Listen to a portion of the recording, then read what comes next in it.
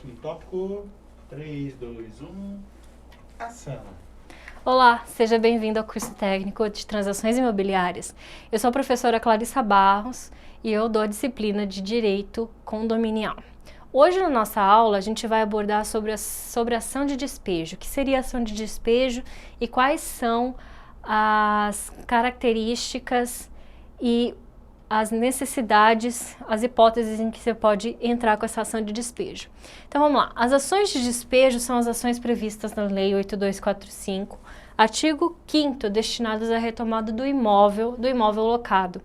A ação de despejo ela vai ser utilizada pelo locador para dissolver o contrato e obter a restituição do imóvel locado com a desocupação do mesmo. Isso ocorre quando o locatário se nega a devolver o imóvel locado, certo? A gente tem dois tipos de ação de despejo.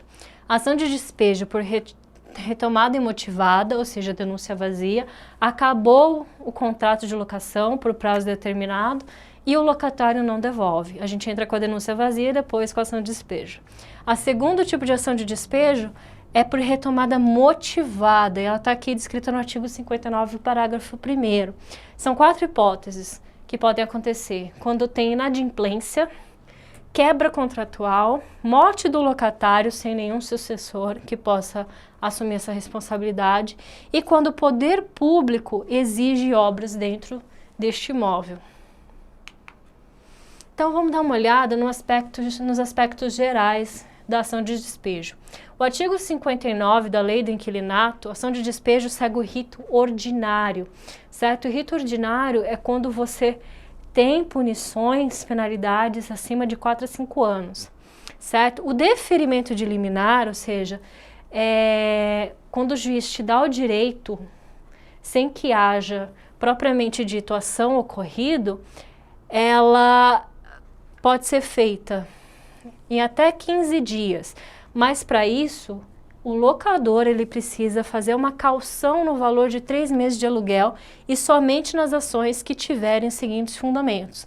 Então, para que haja a possibilidade de constituição de liminar em 15 dias, ou seja, o juiz te dá o direito de rever esse imóvel sem julgamento, quais são as hipóteses? Vamos dar uma olhada. Inciso 1º, descumprimento de mútuo acordo, artigo 9º do inciso 1º, celebrado por escrito e assinado pelas partes e por 2 testemunhas, na qual tenha sido ajustado o prazo mínimo de 6 meses para desocupação contado da assinatura do instrumento. Então, mútuo acordo, feito por escrito, assinado pelo locador, pelo locatário e mais 2 testemunhas. Vamos dar uma olhada agora no inciso 2º.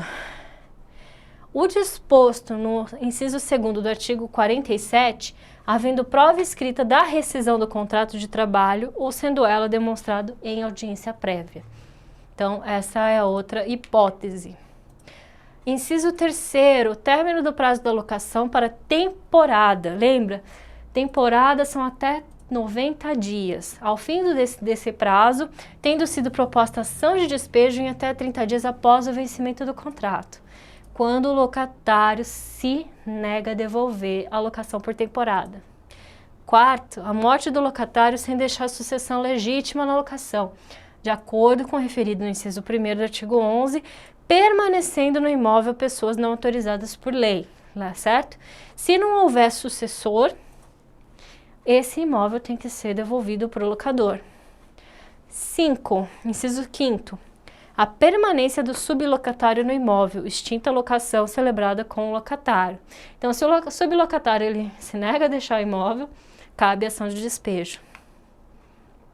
Inciso 6º. O dispositivo no inciso 4º do artigo 9º, havendo a necessidade de se produzir reparações urgentes no imóvel determinadas pelo poder público, que não possam ser normalmente executados com a permanência do locatário dentro do imóvel, certo? Então, essa é uma possibilidade, um quesito que pode ensejar a liminar. Inciso 7º, o término do prazo notificatório previsto no parágrafo único do artigo 40, sem apresentação de nova garantia apta a manter segurança inaugural do contrato. Então, por exemplo, o fiador morre ou o fiador desiste de ser fiador, se nesse prazo de 40 dias o locatário não oferecer nenhuma outra garantia, é também um motivo para que se enseje ao término do contrato e caso o locatário não entregue o imóvel, a liminar de ação de despejo. Inciso 8º. O término do prazo da locação não residencial tendo sido proposta ação em até 30 dias do termo ou do cumprimento de notificação comunicado o intento da retomada, ou seja, 5 anos, se a gente está falando de uma locação comercial, certo? Em que ela chegou ao seu fim e mesmo sendo notificado, o locatário não deixar o imóvel, vai ser direito do locador a liminar de ação de despejo.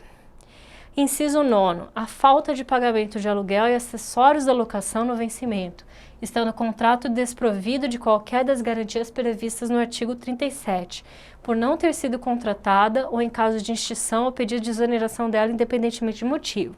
Ou seja, se o locatário ele não paga os aluguéis e dentro desse contrato de aluguel ele não tem nenhuma garantia prevista no artigo 37, ou seja, fiança, caução e assim por diante, é um motivo para a extinção do contrato de locação e se o locatário não devolver, o locador pode entrar com a liminar. Então é isso, pessoal. A gente chegou ao fim sobre a ação de despejos, os requisitos e os aspectos gerais dela. Até a próxima aula.